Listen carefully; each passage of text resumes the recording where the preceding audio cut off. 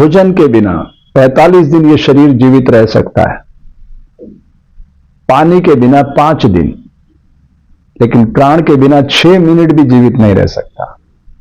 तो सबसे निकट कौन है इस शरीर के? प्राण। तो आज हम प्राण की अविरल धारा से जोड़ने का प्रयास करेंगे, ठीक है? 10 सेकंड इनहेल, 10 सेकंड एक्सहेल, तीनों सुराखों से, यानी सूर्य नाड़ी, चंद्र नाड़ी, सुषुम्ना नाड़ी से चलेंगे और 3-3 बार एक एक स्थान पर रुक करके उसके साथ तादात्म्य स्थापित करेंगे। चलिए यात्रा शुरू करते हैं। हाँ, एक बात और कहना चाहता हूं, अभी तक आपने हमारा YouTube चैनल सब्सक्राइब नहीं किया तो कर लीजिए। ये एक धरती पे सरल तरल प्रसन्नचित्त मानव को लाने का अभियान है, ठीक है? यात्रा शुरू करते हैं।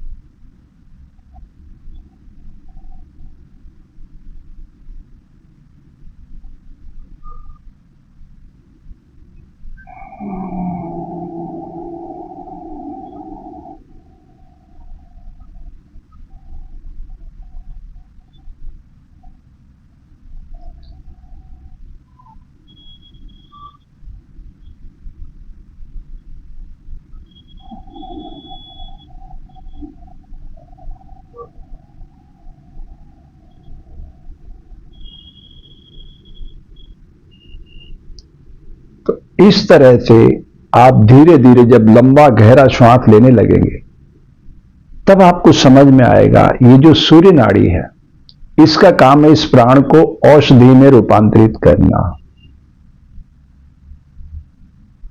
और जो चंद्र नाड़ी है उसका धर्म है इस प्राण को औषधि में रूपांतरित करना, और जो सुषुम्ना नाड़ी और औषधि और ऊर्जा दोनों को पूरे शरीर के भीतर ले जाके बांटना।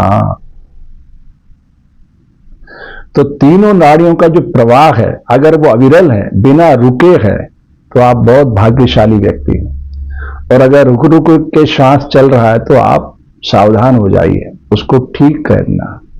तो ठीक करने के लिए क्या है? Powerful Excel.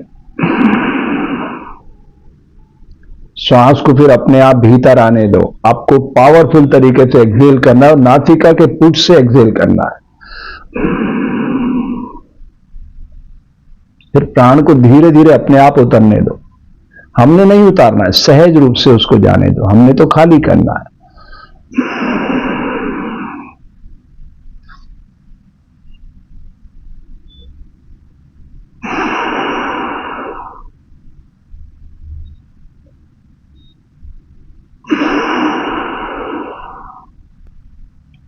पूरे विजातीय द्रव्य बाहर फेंकना है। वो सिर्फ ये जो आपका नासिका के द्वार है, ये विजातीय द्रव्य बाहर नहीं फेंकेंगे, फिल्टर प्लांट को भी साफ कर देंगे।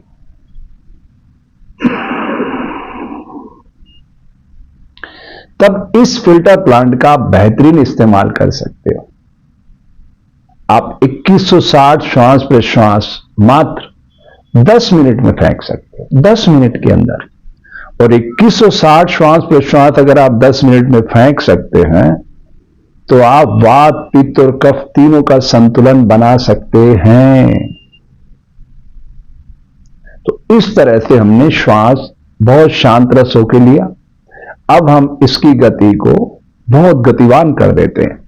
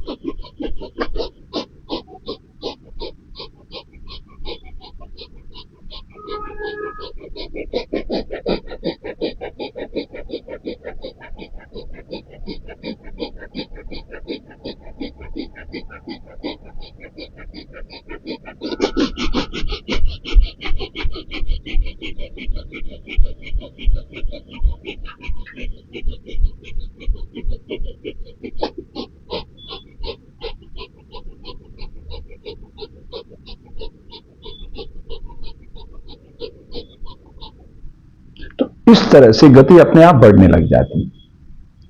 और जितनी गति बढ़ेगी उतनी आप ऊर्जा और औषधि को बहुत तेजी से भीतर ले जा सकते हैं। तो सुषुम्ना उसको फैलाएगी। आपको तो पता ही नहीं चलेगा कब स्वर बदल गए। उन स्वरों के कारण स्वाद बदलता जीवा का। तो प्रकृति के इस दृश्य को देखने के लिए हमें बाहर की आंखों को बंद करना पड़ता है, तभी हम भीतर देख सकते हैं। भीतर सब कुछ है। जो सौर मंडल में आप बाहर देख रहे हैं सब कुछ है एज इट इज भीतर आपके छुपा हुआ है। ठीक है। तो मोटे तौर पर कोई भी क्रिया 3 मिनट के बाद अपना परिणाम दिखाना शुरू कर देती है। पर मैं ये नहीं कहता कि आज ही आप 3 मिनट कर लीजिए, अभ्यास धीरे धीरे ही बढ़ाना चाहिए। मैं फिर से आपको याद दिलाता हूं, योग इज 1 to 1। योग प्रतिस्पर्धा का विषय नहीं है, आत्मावलोकन का विषय। प्रकृति ने हमें बीमार करने के लिए बिल्कुल नहीं भेजा है। हम सब अपनी गलतियों से बीमारियों के चक्रव्यूह में फंस रहे हैं। वो 3 गलतियां हैं: दांत का काम आपको देना, दोनों समय पेट साफ न रखना एंड नेगेटिव थॉट, नकारात्मक सोचना। तो जो आप वायुमंडल में भेजोगे वही तो आपको लौट के मिलेगा। प्रकृति कैसे उसको बदल देगी? आप देखते हो एक किसान धरती की कोख में जो बीज डालता है उसी का तो परिणाम उसे मिलता हजारों गुना। बस यही प्रकृति का विधान है। और प्रकृति के विधान से जुड़ने की कला का नाम है योग। ठीक है। तो मोटे तौर पर आपको ये बात समझ में आ गई। अब यात्रा तो अपनी अपनी है, आप मर्जी जितनी देर कर सकते हैं। लेकिन मोटे तौर पर 2160 श्वास प्रश्वास प्रतिदिन एक बार तो जरूर करना ही चाहिए। बिल्कुल निश्चित रूप से, चाहे वो 10 मिनट में करो, 15 मिनट में करो, 20 मिनट में करो।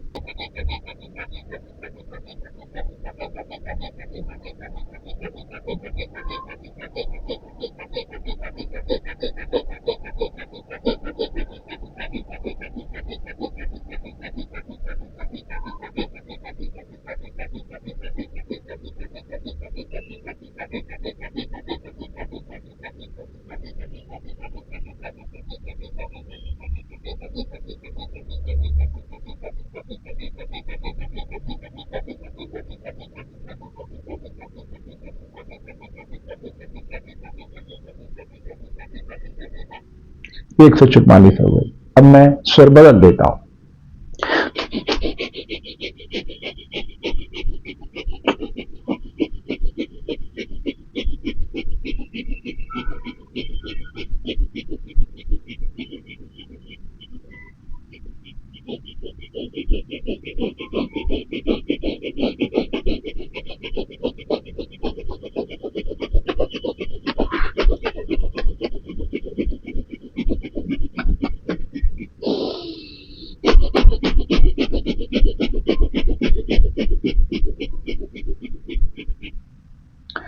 दो बार ऐसा हुआ, वो गति कम हुई, तो उसको फिर मेंटेन करने के लिए मुझे गति को तीव्र करना पड़ा।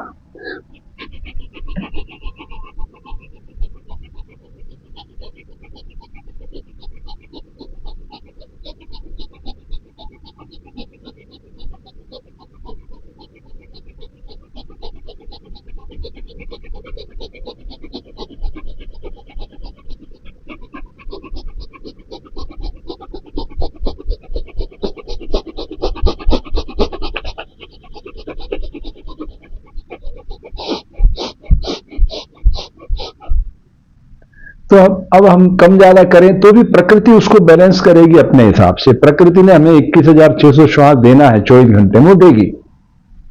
अगर हम दिन में जल्दी जल्दी चलाएंगे तो रात को धीमी कर देगी, हम दिन में धीमी चलाएंगे तो रात को जल्दी कर देगी। उसने बराबर देना है, उसके यहां कोई भेद दिखाई नहीं देता प्रकृति के यहां।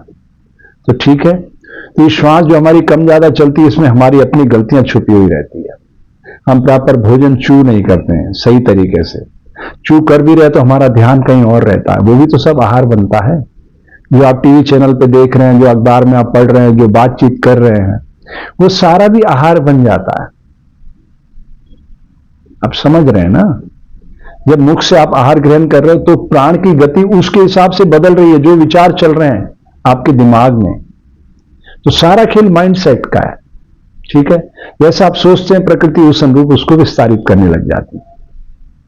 ये शरीर तो एक मशीन है, इस मशीन को फिर वो उसी तरह से चलाएगी जैसा आप सोच रहे होंगे। ठीक है, दोनों समय बाउल क्लीन नहीं करते हैं, दोनों समय पेट साफ नहीं, 2 समय खाना 1 समय पखाना। सारी बीमारियों की जड़ पेट है, मुझे बार बार कहना पड़ता है।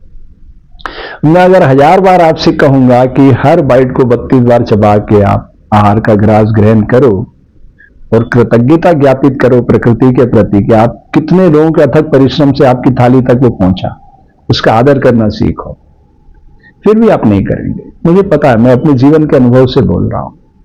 लगातार आपसे कहूंगा कि आप भोजन चबा के करो, चबा के करो, चबा के करो, तब भी आप नहीं करने वाले, क्योंकि आपका माइंड सेट हो चुका है ना।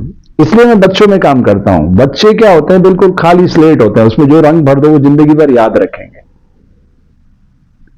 लेकिन आपको मैं 1000 बार कहूं कि भोजन चबा के करो, तो आप अरे टाइम कहां हमारे पास, जबकि टाइम कम लगता है, लेकिन फिर भी आप नहीं मानेंगे, अपनी दलीलें पेश कर देंगे। एंड तीसरा, पॉजिटिव थॉट, अच्छा सोचो। तो तीनों चीजों के मध्य जब संतुलन बन जाएगा, भोजन चबाने लग जाओगे, दोनों समय पेट साफ रखने लग जाओगे, अच्छा सोचने लग जाओगे, तो बीमारियों को अवसर कहां है फिर आपके शरीर में प्रवेश करने का? आपने तो सारे अवसर ही समाप्त कर दिए उनके। करके देखो, ठीक है? चलिए, आपके मंगल की कामना करता हूं।